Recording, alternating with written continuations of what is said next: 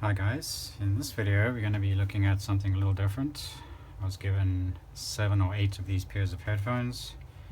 They all have a very similar issue where I'm assuming it's a broken cable right here. Move the cable and the left speaker goes out. So it should be easy enough to get in there and either repair the cable. We may have to end up cutting a little bit shorter if the break is too bad.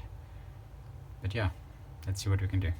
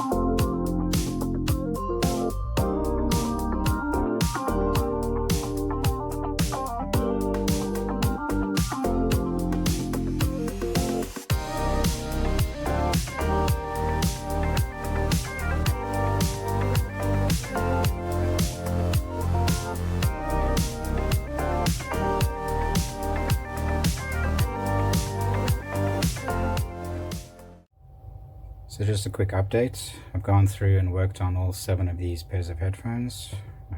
They're all repaired. They all had the same issue where the cable was broken just inside here. So what I ended up doing is just disassembling and taking off about 1.5 inches and then reconnecting the cables. They'll save 7 of them from being tossed in the garbage, which I think is good. Anyway, thanks for watching. We'll see you in the next video.